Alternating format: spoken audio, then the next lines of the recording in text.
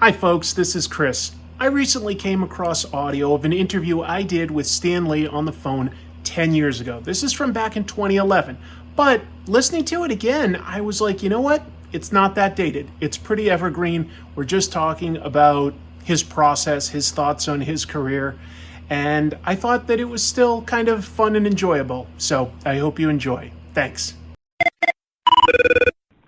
Hey, Chris, how are you? I'm doing fantastic, sir. Let me just say it's a real privilege to speak with you.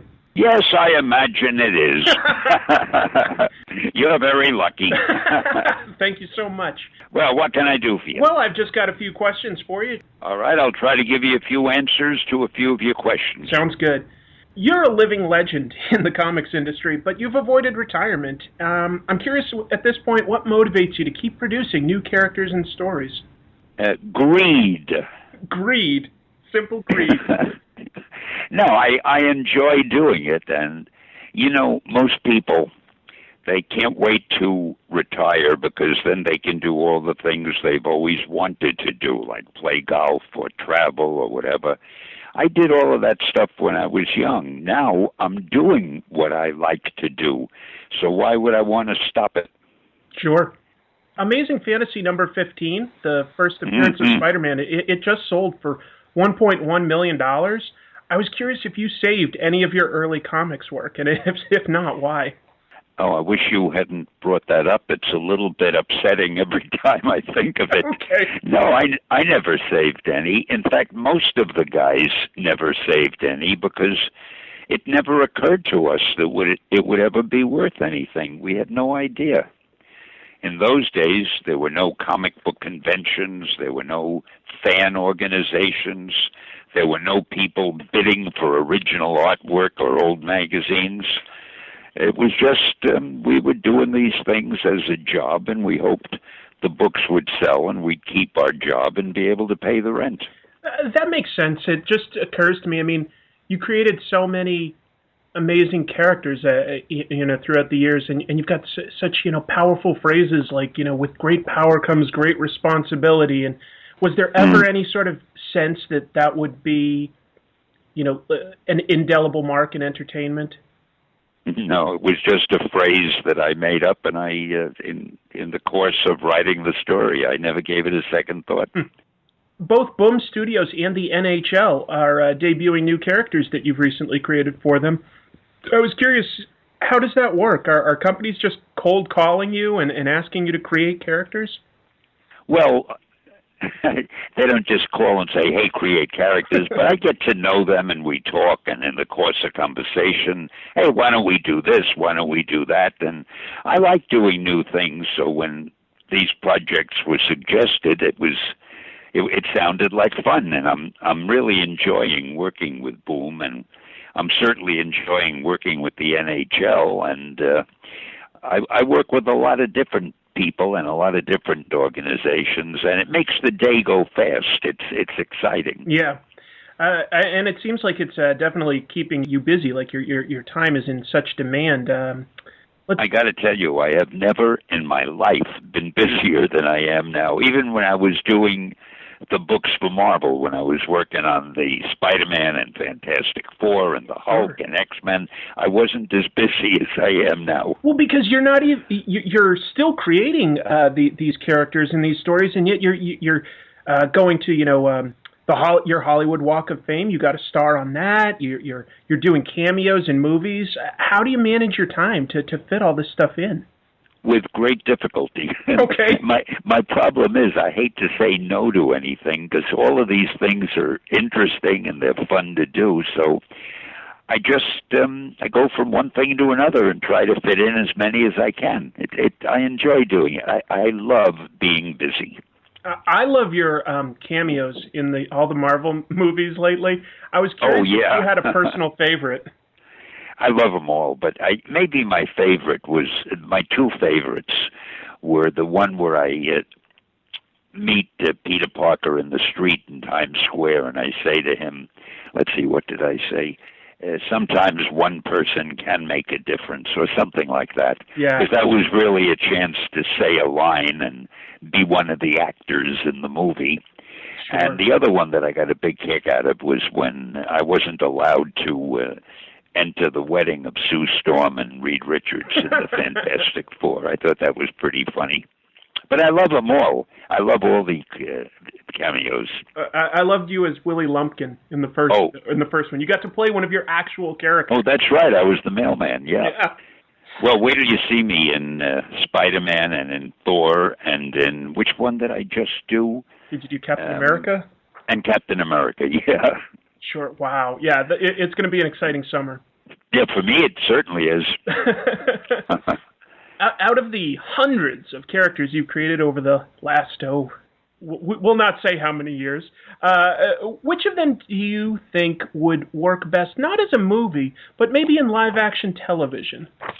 Well, to be honest, I think just about any one of them would work well as a movie or television. In other words, I feel Spider-Man could make a great TV series, the X-Men could, Iron Man could, and they make good movies. I think it depends how you do it, but almost any good property, pick old classics like Sherlock Holmes, that could be a great TV series. It was a great movie.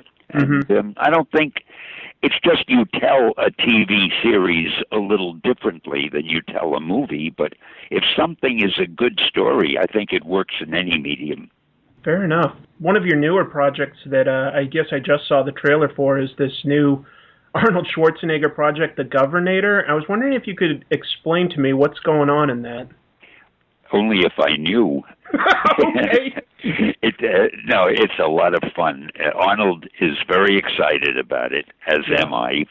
And we're doing a comic book based on it. But the big thing, of course, is we're doing this animated cartoon of Arnold himself, starring him, playing the Governator. And it's an adventure cartoon, but it also has a lot of humor. It's a very funny cartoon also. And we're very excited about it. Yeah.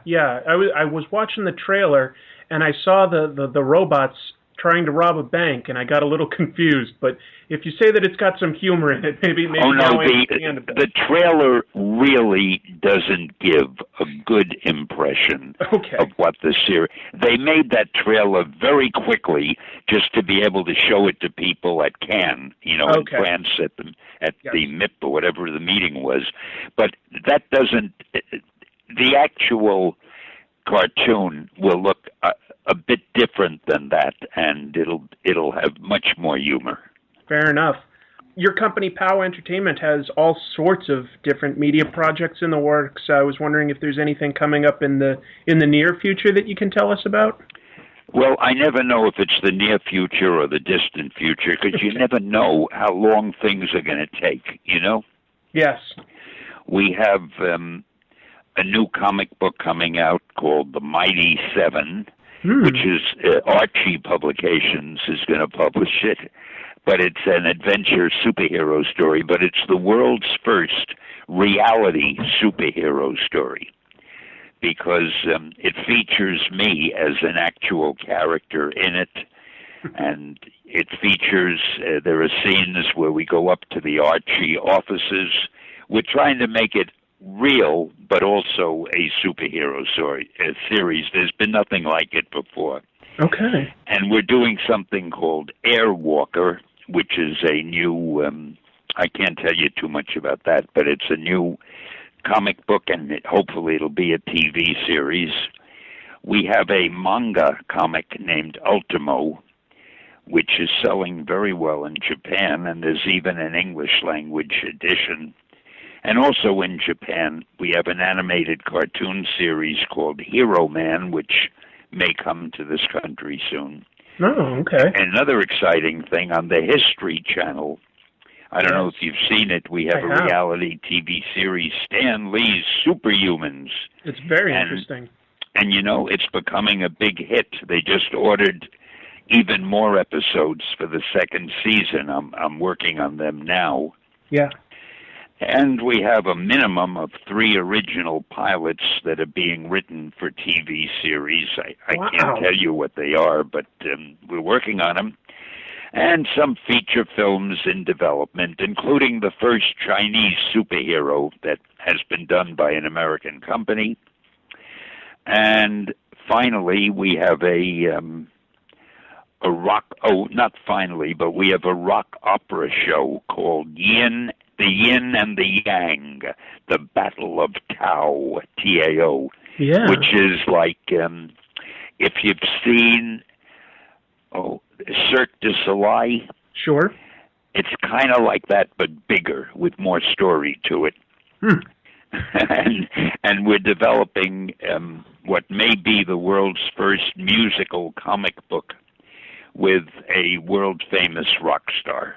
Other than that, I have a lot of spare time and don't know what to do with myself.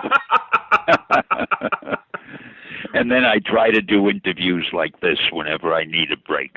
Well, you know, I'm very, very grateful for your time. And well, you should be.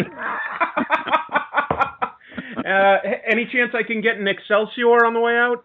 Oh, sure. Excelsior. Stan, thank you so much for your time. Okay, and, good talking to you. Continued success. Good luck to you. Thank you so much. Right. Bye.